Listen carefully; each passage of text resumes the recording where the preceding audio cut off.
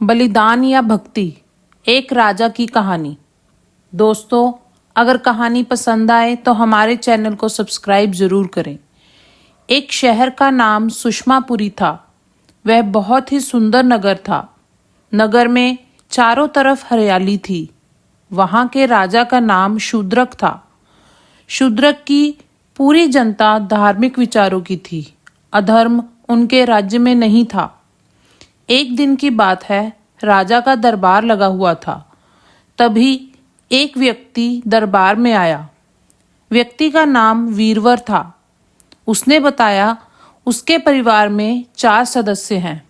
वो स्वयं, उसकी पत्नी धर्मवती, उसका पुत्र सत्यवीर और उसकी कन्या वीरवती। वीरवर ने शिष्टापूर्वक राजा का अभिवादन किया और नौकरी की प्रार्थना करने लगा। वीरवर से राजा प्रभावित हुए और उससे पूछा, आप क्या काम कर सकते हो? वीरवर ने विनम्र वाणी से कहा, जो भी काम हमें आप सौंप देंगे उसे मैं स्वीकार करूंगा। राजा ने प्रश्न किया, प्रतिदिन के हिसाब से कितना वेतन लोगे? वीरवर ने राजा से कहा, 500 मुद्राएं। वेतन की बात सुनकर राजा आश्चर्य से उसके मुंह की ओर देखने लगे और मन में कुछ विचार करके वेतन देना स्वीकार कर लिया। राजा ने कहा, कल से तुम नौकरी पर आ जाना। अगले दिन वीरवर राजा के पास आया तो राजा ने उसे काम सौंपते हुए कहा, हथियारों के साथ तुम सुबह से दूसरे पहर तक सिंह द्वार पर बैठोगे, फिर अपने घर चले जाना और फिर रात को तलवार लेकर राजमहल की रखवाली करोगे। हर रोज तुम्हें 500 मुद्राएं मिल जाएंगी। एक दिन रात को जब वीरवर पहरा दे रहा था, तब राजा ने एक स्त्री के रोने की आवाज सुनी जो बहुत दूर से आ रही थी। उस आवाज को सुनकर राजा ने वीरवर से कहा, जाकर पता करो कि वह कौन रो रही है और क्यों रो रही है।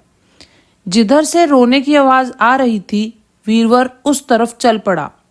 उसने देखा नदी के बीचों बीच जल में एक स्त्री रो रही है। वीरवर ने उस स्त्री से पूछा, क्या आप बताने की कृपा करेंगी कि आप रो क्यों रही हैं? उस स्त्री ने कहा, मैं राजा शूद्रक की राजलक्ष्मी हूँ। शूद्रक बड़ा धार्मिक शासक है। मैं इसलिए रो रही हूँ कि आज से तीसरे दिन शूद्रक की मृत्यु निश्चित है। उसकी मृत्यु के बाद मुझे ऐसा शासक नहीं मिलेगा। ऐसा सुनकर वीरवर चौंक गया और बोला, हे देवी, इसका कोई उपाय नहीं हो सकता क्या? स्त्री ने कहा, उपाय तो हो सकता है, पर वह बहुत कठिन है। वीरवर ने कहा, कृपया कर आप मुझे वह उपाय बता दीजिए। स्त्री ने कहा, अगर तुम अपने पुत्र की बलि चंडिका देवी को चढ़ा दो तो राजा की मृत्यु टल जाएगी और वह 100 वर्ष तक जीता रहेगा। वीरवर ने बहुत प्रसन्न होकर कहा, देवी, आपका बहुत बहुत शुक्रिया।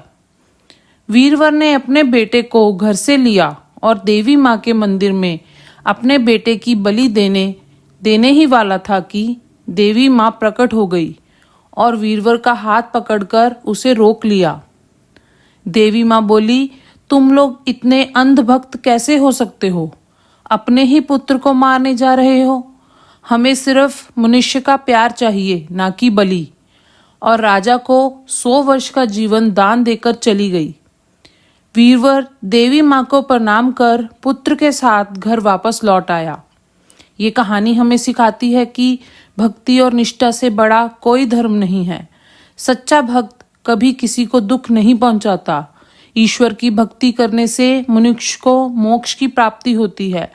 बलिदान देना धर्म नहीं है, बल्कि सच्चे मन से ईश्वर की सेवा करना ही सच्चा धर्म है। धन्यवाद। तो दोस्तों, उम्मीद करते हैं कि आपको हमारी आज की कहानी पसंद आई होगी। कहानी पसंद आए तो इस वीडियो को लाइक ज़रूर करें, हमारे चैनल को सब्सक्राइब करें और बेल आइकॉन दबाकर तुरंत नोटिफिकेशन पाएं।